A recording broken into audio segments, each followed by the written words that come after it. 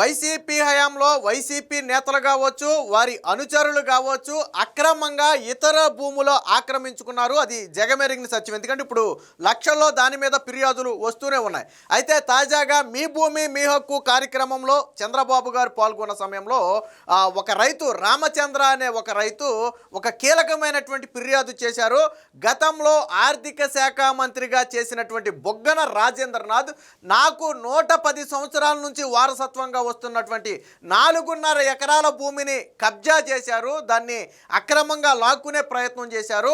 నేను 2022లో కోర్టుకు వెళ్ళి స్టే తెచ్చుకున్నా కానీ అప్పుడున్నటువంటి తహసీల్దార్ కావచ్చు, ఆర్డీఓ కావచ్చు, కలెక్టర్ కావచ్చు కనీసం దాన్ని ఇంప్లిమెంట్ చేసే ప్రయత్నం చేయలేదు.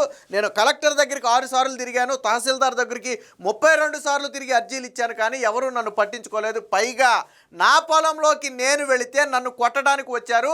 ఈ విషయమై సిఐకి కంప్లైంట్ చేస్తే నన్ను కొట్టబోయిన వాళ్ళ మీద కేసు పెట్టడం మానేసి పొలంలోకి వెళ్ళానని చెప్పి నా మీదే కేసులు పెట్టారని చెప్పి ఒక రైతు నిన్న చంద్రబాబు గారికి అయితే ఫిర్యాదు చేయడం జరిగింది. సో ఆధారాలతో సహా, అంటే సభలో కాగితాలతో సహా ఆ వ్యక్తి వచ్చి ఎన్నిసార్లు ఎవరికి అర్జీలు ఇచ్చారనేది నెంబర్తో సహా చెప్పడంతో చంద్రబాబు గారు కూడా వెంటనే స్థానిక ఆర్డీఓని అయితే పిలవడం జరిగింది. పూర్తిగా ఆర్డీఓకి పూర్తి సమాచారం లేకపోవడంతో చంద్రబాబు గారికి ఏదో చెప్పబోతుంటే ఆయన అడ్డుకున్నారు.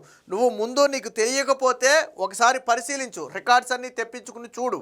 నువ్వు నాకు ఏదో కథలు చెప్పేస్తే తర్వాత నువ్వు ఇబ్బందుల్లో పడతావు. నువ్వు సీఎంతో మాట్లాడుతున్నావు అన్న సంగతి గుర్తుపెట్టుకుని మాట్లాడని చెప్పి ఆర్డీఓ కూడా ఒక వార్నింగ్ ఇచ్చి వెంటనే మినిస్టర్ ఆర్డీఓని దీని మీద ఒక రిపోర్ట్ రెడీ చేసి రెవెన్యూ శాఖ మినిస్టర్ అనగాని సత్యప్రసాద్కి ఇమీడియట్గా పంపమని, తర్వాత సత్యప్రసాద్ దాని మీద యాక్షన్ తీసుకుంటారని చెప్పి చెప్పడం జరిగింది. ఇంకో మాట కూడా చెప్పారు, ఇక నుంచి అధికారులు ఎవరైనా తప్పులు చేస్తే ఇలా ప్రజల్లోనే పంచాయతీ పెట్టి ప్రజల ముందే వాళ్ళ తప్పులు ఎండగడతాం, నిజంగా అధికారులు తప్పు చేశారని తెలిస్తే కఠినంగా శిక్షిస్తామని చెప్పి కూడా చంద్రబాబు గారు అయితే హెచ్చరించడం జరిగింది. వాస్తవానికి బొగ్గన రాజేంద్రనాథ్ ఓడిపోయిన తర్వాత దాదాపుగా దూరంగా ఉన్నాడు. ఆయన ఎక్కడ కనపడలా. దాదాపు ఈ 20 నెలల కాలంలో 2 సార్లు కూడా ఎక్కడ ప్రెస్ మీట్లో కనపడలా. 1 సారో 2 సార్లు మాత్రం అప్పులకు సంబంధించి ఏదో మాట్లాడే ప్రయత్నం చేశాడు. వాస్తవానికి ఆయన ఆర్థిక మంత్రి అనే దానికంటే అప్పుల శాఖ మంత్రి అంటే రాష్ట్రంలో బాగా గుర్తుపడతారు. ఎందుకంటే పాపం వైసీపీ అధికారంలో ఉన్న 5 ఏళ్ళు బొగ్గన రాజేంద్ర గారికి ఒకటే పని ఏంటంటే ఢిల్లీ చుట్టూ తిరగాల, బ్యాంకుల చుట్టూ తిరగాల,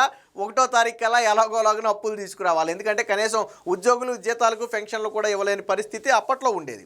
అందుకని ఆ విధంగా ఆయనకు అప్పుల శాఖ మంత్రిగా బిరుదు వచ్చింది. సో అలాంటి వ్యక్తే నా భూమిని ఆక్రమించారు అని నిన్న ఫిర్యాదు రావడంతో చంద్రబాబు గారు కూడా కొంచెం దీన్ని సీరియస్గా తీసుకోమని అధికారులకైతే చెప్పడం జరిగింది.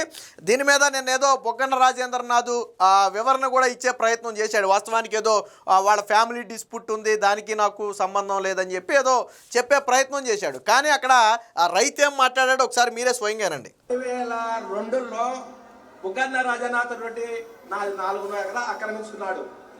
2022లో కోర్టులో తీసుకొచ్చాడు.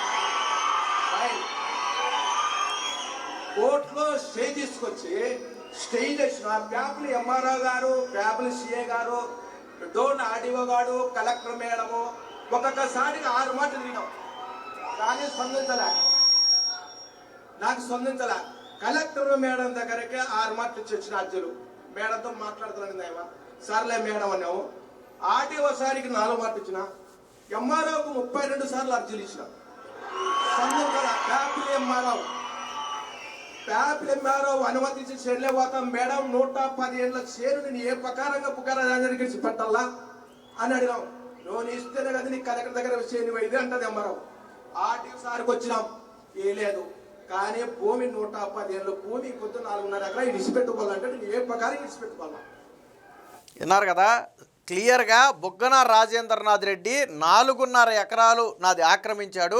నేను 2022లో కోర్టు నుంచి స్టే తీసుకొచ్చి ఆ స్టేను అమలు చేయమని అడిగితే కలెక్టర్ కానీ, ఆర్డీఓ కానీ, ఎంఆర్ఓ కానీ ఎవరూ కూడా నాకు సహకరించలేదని చెప్పి స్వయంగా ఆ చంద్రబాబు గారికే ఆ రైతు ఫిర్యాదు చేసిన పరిస్థితి. ఆయన కాగితాలతో సహా వచ్చాడు. ఎవరికి ఎన్నిసార్లు అర్జీలు ఇచ్చారనేది ఆయన కాగితాలతో సహా కోర్టు నుంచి తీసుకొచ్చినటువంటి స్టే ఆర్డర్లతో సహా ఆ రోజు ఆ మీటింగ్కి వచ్చి చంద్రబాబు గారితో మాట్లాడటం జరిగింది. దీని మీద చంద్రబాబు గారు కూడా స్పందించారు. ఒకసారి ఏం స్పందించారు చూద్దాం. ఎక్కడ తిరిగినా ఎస్ఐ చైన్లో పోతే పట్టకొత్తాడు, ఎస్ఐ చైన్లో పోతే కేసు రాసాడు, నాది నా కొడుకున్నా పెద్ద కేసు రాయ అన్నాడు. ఈ ప్రకారంగా వయసారులకు ఇబ్బంది పెట్టి మా పొలం దగ్గర పోయి మమ్మల్ని ఇంట్లో రానికుండా చేనులకు రానికుంటే ఏ తిప్పలు పడదు రైతుని. ఓకే తమ్ముడు, నీ పేరేంటి? మా రామచంద్ర పోలెం రామచంద్ర కోదొడ్డి గ్రామం ప్యాపిల్ మండలం డోన్ తాలూకా నంద్యాల జిల్లా. నువ్వు తిరిగి తిరిగి అలసిపోయావు, చాలా నువ్వు పర్ఫెక్ట్ గా ఉన్నావు. ఇప్పుడు ఆర్టీఓలు ఇక్కడ ఏ ఆర్టీఓ ఇది పేపలి డోనే కదా, RTO done RTO come here. ఇప్పుడు ఆయన అన్నిసార్లు తిరిగాడు. ఏంటి, వాట్ ఈజ్ యువర్ ఇన్ఫర్మేషన్? రేపు రాబోయే రోజుల్లో ఇవన్నీ కూడా ఎవరు తప్పు చేసినా నేను గ్రామ పంచాయతీలోనే పెడతా, ప్రజల్లోనే పెట్టి ఆ సమస్యను పరిష్కారం చేస్తా. వాళ్ళు ఎంత పెద్దోళ్ళైనా కావచ్చు. సార్ నమస్తే సార్. వీళ్ళు కంకర మిషన్ సార్, పక్కన అసైన్డ్ పట్టాలు ఉన్నాయి సార్, అది కావాలంటున్నారు సార్. అసైన్డ్ పట్టాలు ఉన్నాయి సార్, వీళ్ళు కంకర మిషన్ సార్. అసైన్మెంట్ పట్ట ఈందా వాళ్ళకి ఏరే వాళ్ళు సార్, ఏరే వాళ్ళు సార్ అసైన్డ్ పట్టాలు. ఆయన చెప్పేది మీరు నువ్వు కొంచెం జాగ్రత్తగా, నీకు తెలియకపోతే స్టడీ చేసుకో సార్. మంచిది సార్. మళ్ళా నువ్వు స్టడీ చేసుకోకుండా సార్ నువ్వు నేను డెప్త్కి వెళ్తాను. సరే సార్, మంచిది సార్. నేను డెప్త్కి వెళ్ళిన తర్వాత తప్పు ఉంటే మాత్రం నీకు చాలా ప్రమాదంలో పడతాను. నా దగ్గర చెప్తాను, గుర్తుపెట్టుకో. సార్ మంచిది సార్, మంచిది సార్. నువ్వు స్టడీ చేసావా? You do one thing, Yes, sir. నేను ఇస్తాను, సార్ స్టడీ చేసి మినిస్టర్ పంపించండి. నువ్వు కరెక్ట్ గా రికార్డ్స్ అన్ని స్టడీ చేయి. అతనికి కానీ ఏ మాత్రం డాక్యుమెంట్ ఉంది, ఎవరి పేరుతో ఉంది? ఇప్పుడు ఎవరి పేరుతో ఉంది అది? పోలెం రామాదేవి ఎవరావిడ? మా భార్య. కాదు నువ్వు సరే, ఇప్పుడు వాళ్ళకి ఎవరికి ఇచ్చాడు అతను? బుగ్గాన రాజన్న అనుచరులకు ఇచ్చినాడు. వాళ్ళ అనుచరులకు ఇచ్చాడు. అనుచరులకి కేసు కానీ ఇచ్చిన 4 మాటలు కేసు తీసుకోలే. కేసు కానీ 4 మాటలు ఇచ్చిన నా చేనులోకి వచ్చి కొట్టేకొచ్చింటే కేసు కానీ తీసుకోలే. పేపర్ చేయగారు ఓకే, కేసు కూడా పెట్టాం. 4 మాటలు ఇలాంటి జరుగుంటే మాత్రం చాలా సీరియస్ గా ఉంటుంది. ఈడ భూములు వేరే వాళ్ళు ఆక్యుపై చేసుకుంటే మాత్రం నేను అందుకే ప్రత్యేకమైన చట్టం. విన్నారు కదా, చంద్రబాబు గారు కూడా చాలా స్పాంటేనియస్గా ఆర్డీఓని పిలిస్తే వాస్తవానికి ఆర్డీఓ మాట్లాడిన దాన్ని బట్టి ఆయనకి దీని మీద పూర్తి అవగాహన లేదు. బహుశా గతంలో ఉన్న ఆర్డీఓ వేరు, ఇప్పుడున్న ఆర్డీఓ వేరు కావచ్చు. ఈయనకి పూర్తిగా ఆ విషయం మీద అవగాహన లేకపోతే చంద్రబాబు గారు ఒక మాట క్లియర్గా చెప్పారు, నీకు అవగాహన లేకపోతే తీసుకుని స్టడీ చేయి, స్టడీ చేసిన తర్వాత ఏంటో చెప్పు, అంతేగాని ఇప్పుడేదో నాకు కథలు చెప్పాలి అంటే నేను తర్వాత దాంట్లో డెప్త్కి వెళ్ళాను అంటే డెప్త్కి వెళ్ళిన తర్వాత మీ తప్పు ఉందని తెలిస్తే అది మీకే ప్రమాదంగా మారద్దు. కాబట్టి ముందు ఆ రికార్డ్స్ అన్ని తీసుకుని దాన్ని స్టడీ చేసి తరువాత మంత్రికి కూడా వెంటనే ఆయన చెప్పడం జరిగింది. వెంటనే రెవెన్యూ శాఖ మినిస్టర్కి పంపితే తరువాత నిర్ణయం ఆయన తీసుకుంటారని చెప్పారు. ఇంకో మాట కూడా చెప్పారు, ఇక నుంచి ఎవరైనా సరే అధికారులు ఇలా రైతులను ఇబ్బంది పెట్టే విధంగానో లేదా ఇంకొక విధంగానో ప్రవర్తిస్తే ప్రజల మధ్య పిలిచి పంచాయతీ చేస్తాం, ఆ తర్వాత ప్రజలకు కూడా తెలుస్తుంది. అటు ప్రజల్లో నమ్మకం పెరుగుద్ది, రెండోది అధికారులకు భయం వస్తుంది. ఓహో, మనం ఈ రైతులను ఇప్పుడు తిప్పించుకుంటే రేపటి రోజున చంద్రబాబు గారి ముందు మనల్ని నిలదీస్తారేమో, ఈయన స్వయంగా ముఖ్యమంత్రికే కంప్లైంట్ చేస్తారేమో అని ఒక భయం అటు అధికారుల్లో కూడా ఉంటుంది. ఏది ఏమైనా మొత్తంగా బొగ్గన రాజేంద్రనాథ్ రెడ్డి వాస్తవానికి పైకి బాగా సాఫ్ట్గా కనపడతాడు ఆయన. కాకపోతే మరి 4.5 ఎకరాలు తన అనుచరులకి కట్టబెట్టాడు అని స్వయంగా చెప్తున్నారు. ఇప్పటికీ కూడా అది నా భార్య పేరు మీదే ఉంది, కానీ దాన్ని వాళ్ళ అనుచరులకి ఇచ్చారని చెప్తున్నారు. రెండోది కోర్టు స్టే తెచ్చుకున్నాడు. సో కోర్టు స్టే తెచ్చుకున్నాడంటేనే మనకి ఇక్కడ విషయం అర్థమవుతుంది. ఆయన పక్క న్యాయం ఉండబట్టే కోర్టు స్టే ఇచ్చి ఉంటుంది. సో అయినా కానీ గతంలో ఉన్నటువంటి అధికారులు పట్టించుకోలేదు. కానీ చంద్రబాబు గారు స్పాంటేనియస్గా వాస్తవానికి ఏ ముఖ్యమంత్రి కూడా ఇంత డేర్గా అధికారిని పిలిచి ఏంటి విషయం ఇమీడియట్గా ఆ ఇష్యూను సాల్వ్ చేయండి అని చెప్పే ముఖ్యమంత్రులు మీకు అరుదుగా కనపడతారు. ఎందుకంటే ఆ విషయం ఏంటనేది ఎవరికి తెలియదు.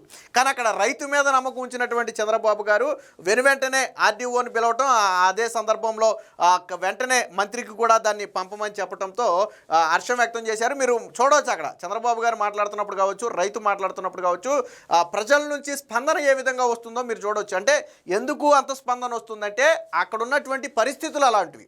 చంద్రబాబు గారు యాక్షన్ తీసుకుంటున్నప్పుడు స్పందించారు, రైతు తన సమస్యను చెబుతున్నప్పుడు స్పందించారు. అంటే ప్రజల్లో ఎందుకు అంత స్పందన వస్తుందంటే అక్కడ ఉన్నటువంటి వాస్తవ పరిస్థితులను తెలిపే సందర్భంలోనే అలాంటి స్పందన వస్తుంది. ఏది ఏమైనా మొత్తంగా చంద్రబాబు గారు స్వయంగా ఒక మాట కూడా చెప్పారు. అటుపక్క ఎంతటి వ్యక్తి అయినా కావచ్చు, గతంలో మాజీ మంత్రి కావచ్చు, అవసరమైతే ముఖ్యమంత్రి కూడా కావచ్చు, కానీ ఎంతటి వ్యక్తి అయినా సరే వేరొకరు భూమిని కబ్జా చేస్తాం, ఆక్రమించుకుంటామంటే మాత్రం ఎట్టి పరిస్థితుల్లో సమీక్షించేది లేదు. రెండోది పీడీ యాక్ట్, ఎవరైనా సరే ఇలా ల్యాండ్ కబ్జాలకు పాల్పడితే పీడీ యాక్ట్ ప్రయోగించి వాళ్ళను జైలులోనే శాశ్వతంగా ఉంచే ప్రయత్నం కూడా చేస్తామని చెప్పి నిన్న చంద్రబాబు గారు అయితే వార్నింగ్ ఇవ్వడం జరిగింది. మొత్తంగా చంద్రబాబు గారు నిన్న స్పందించడంతో ఆ రైతు సమస్య ఖచ్చితంగా పరిష్కారం అవుతుందని చెప్పి రాష్ట్ర ప్రజలందరూ కూడా భావిస్తున్నారు.